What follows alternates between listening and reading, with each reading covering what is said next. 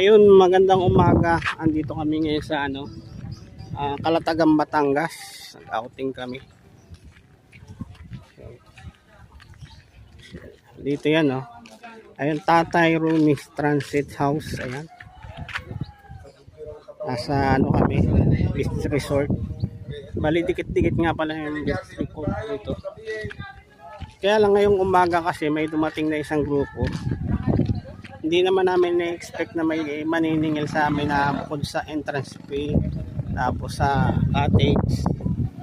May isang grupo na dumating.